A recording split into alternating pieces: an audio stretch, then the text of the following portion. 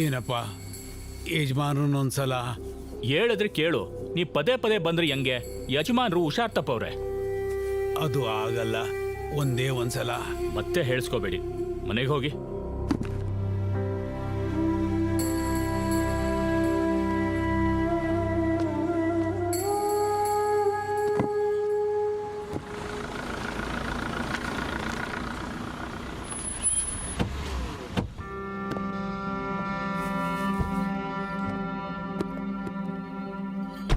ಚೈತ್ರಮ್ನವ್ರೆ, ಅದೇನ್ ನೀವಿಲ್ಲಿ? ಅದು ರಾಮರಾಜ್ ಅವರನ್ನ ನೋಡ್ಬೇಕು. ಇದಾರೆ, ಒಳಗ್ ಬರ್ರವಾ? ಅದೇನು ಹೇಳಮ್ಮ. ಸರ್, ಸೋಮನಹಳ್ಳಿ ಊರ್ನವರು ನಮ್ ಕಂಪನಿ ಜೊತೆ ಅಗ್ರಿಮೆಂಟ್ ಕ್ಯಾನ್ಸಲ್ ಮಾಡ್ಕೊಂಡಿದ್ದಾರೆ. ಯಾಕೆ ಅಂತ ತಿಳ್ಕೊಳ್ಳೋಣ ಅಂತ. ಇವಾಗ ತಿಳ್ಕೊಂಡ್ರು ಏನು ಪ್ರಯೋಜನ ಇಲ್ಲಮ್ಮ.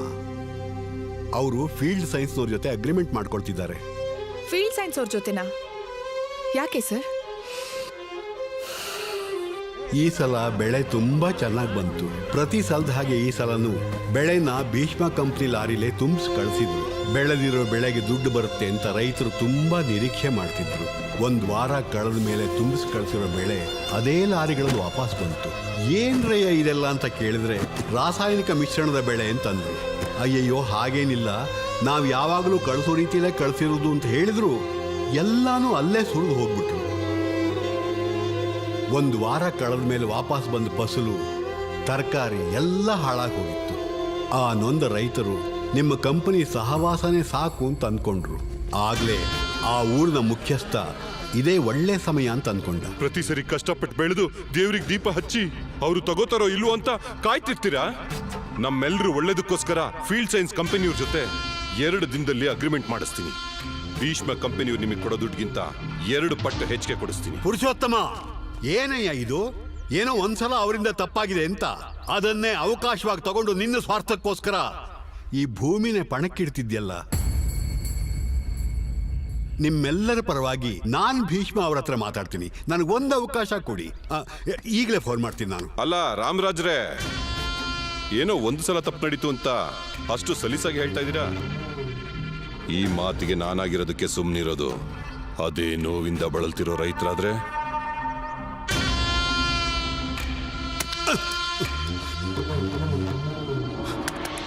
ಜಮೀನಿಗೋಸ್ಕರ ರೈತರಿಗೆ ಮಂಕು ಬೂದಿ ಎರಚಿ ಆ ಊರಿನ ಮುಖ್ಯಸ್ಥ ಫೀಲ್ಡ್ ಸೈನ್ಸ್ನವ್ರ ಜೊತೆ ಸೇರಿ ಆಡ್ತಿರೋ ನಾಟಕ ನಮ್ಮ ಇದು.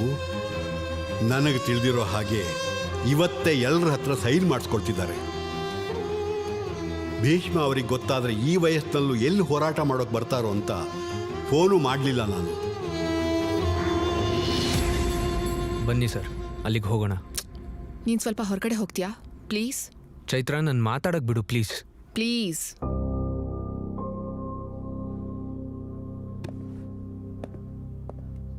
ಇವಾಗ ಹೇಗೆ ಸರ್? ಏಯ್, ಯಾರು ಅದಕ್ಕೆ ಸಹಿ ಹಾಕ್ಬೇಡಿ. ದಯವಿಟ್ಟು ನನ್ನ ಮಾತು ಕೇಳ್ರಪ್ಪ.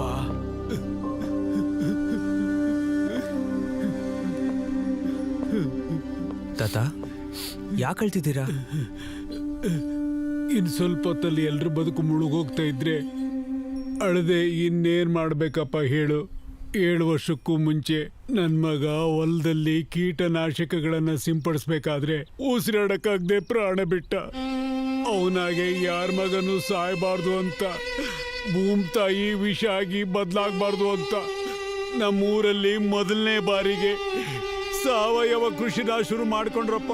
ನಿಧಾನವಾಗಿ ಊರಲ್ಲಿರೋರೆಲ್ಲರನ್ನೂ ಬದಲಾಯಿಸಿ ಪ್ರತಿಯೊಬ್ಬರು ಕೀಟನಾಶಕಗಳನ್ನ ಊರಿಂದನೇ ಓಡಿಸ್ಬಿಟ್ರು. ಇಷ್ಟು ವರ್ಷಕ್ಕೆ ಆ ಮಹಾಮಾರಿ ಮತ್ತೆ ಊರೊಳಗೆ ಬರ್ತಿದೆ. ನಿಮ್ಮೂರಲ್ಲಿ ತಾತ?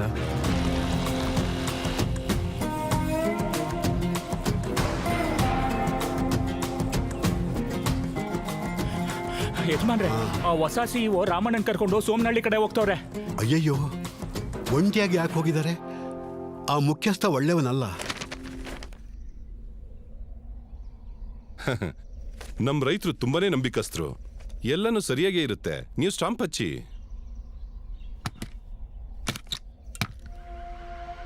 ಸೊಪ್ರಾಮಣ್ಣ,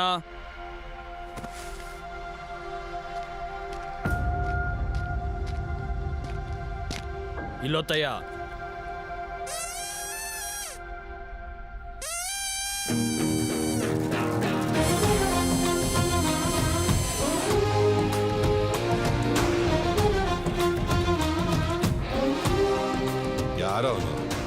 ಭೀಷ್ಮ ಕಂಪನಿ ಹೊಸ ಸಿಇಒ. TVS 50 ಮೇಲೆ ಇಷ್ಟು ದೂರ ಬಂದ.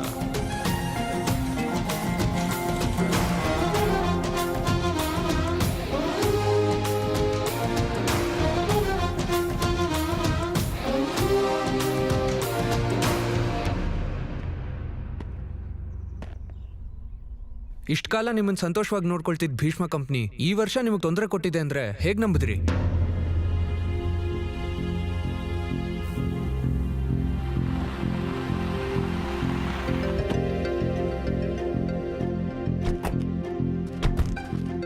ಭೀಷ್ಮ ಅವ್ರ ಬಗ್ಗೆ ನಂಗಿಂತ ಅವ್ರಿಗಿಂತ ನಿಮ್ಗೆ ಚೆನ್ನಾಗಿ ಗೊತ್ತು.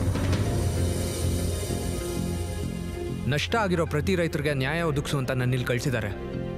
ದಯವಿಟ್ಟು ಆತರ ಬಿದ್ದು ಯಾವುದೇ ತಮಯ, ಆಲ್ರೆಡಿ ಮದ್ವೆ ಆಗಿರೋ ಹೆಣ್ಣಿಗೆ ಮತ್ತೆ ಸಂಬಂಧ ಮಾತಾಡಬಾರ್ದು, ತಪ್ಪು. ಇವರೆಲ್ಲ ಫೀಲ್ಡ್ ಸೈನ್ಸ್ ಅಗ್ರಿಮೆಂಟ್ ಮೇಲೆ ಹೆಬ್ಬೆಟ್ನ ಒತ್ತಾಗಿದೆ.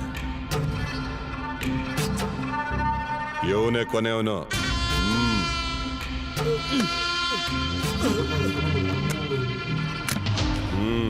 ಇವತ್ತಿಂದ 10 ವರ್ಷದವರೆಗೂ ಪ್ರತಿಯೊಬ್ಬರು ಹೊಲನೂ ಇವ್ರ ಕೈಲಿರುತ್ತೆ. ಮುಗಿದೋಯ್ತಮ್ಮ, ಎಲ್ಲ ಮುಗಿದೋಯ್ತು.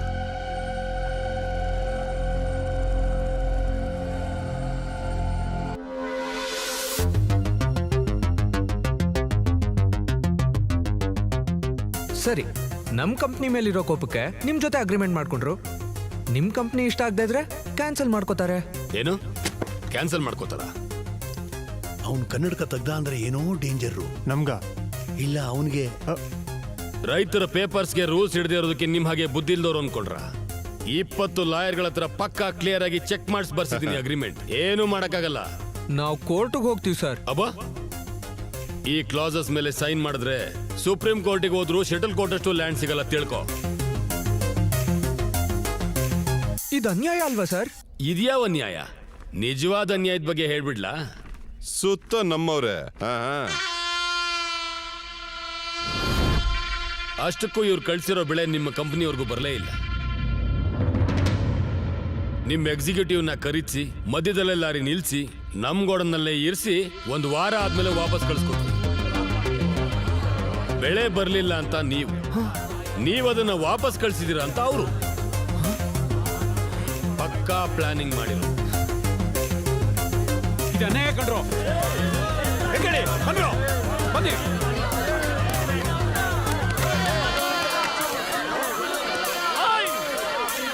ಇಟ್ಕೊಳ್ರ, ಸಾರ್ ಸಿಟಿಗೆ ಹೋಗ್ಬೇಕು.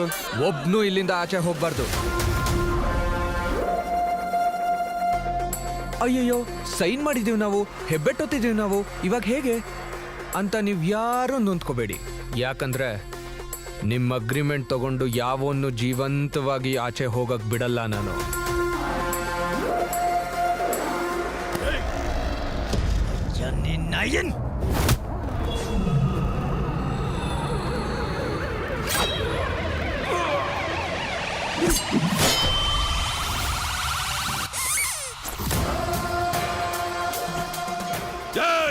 ಅವನ್ನ ಹೊಲದಲ್ಲೇ ಮುಗಿಸ್ಬಿಡಲ್ಲ.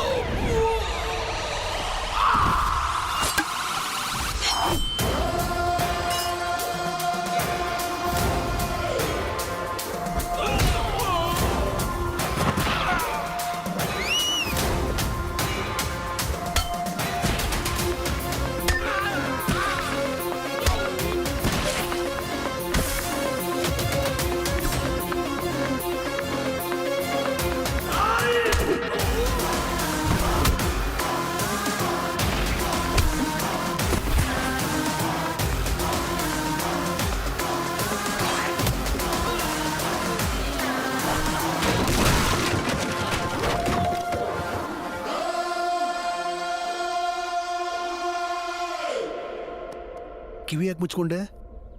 ಅವ್ನು ಹೊಡಿತಿದ್ರೆ ನೋಡ್ತೀನಿ ಸರ್. ಕೊಟೇಶನ್ಸ್ ಕೇಳಿದ್ರೆ ಮಾತ್ರ ಕೋಪ ಬರುತ್ತೆ. ಕೊಟೇಶನ್ಸಾ? ಸ್ಟಾರ್ಟ್ ಮಾಡ್ತಾನೆ ನೋಡಿ. ಬೆಳೆ ಬೆಳೆಯೋರು ರೈತರು, ಅವ್ರನ್ನ ಮೋಸ ಮಾಡೋರು ಸತ್ರು.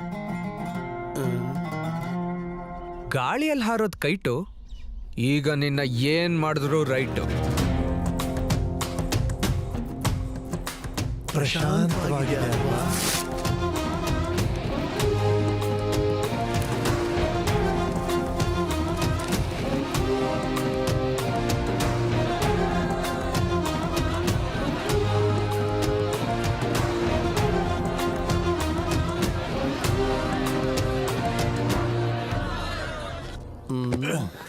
ಆಫೀಸ್ನಲ್ಲೂ ಹೀರೋ ಆಗ್ಬಿಟ್ಟ, ವಿಲೇಜ್ನಲ್ಲೂ ಹೀರೋ ಆಗ್ಬಿಟ್ಟ. ಅವನು ಹೇಗೋ ಓಡಿಸೋದು?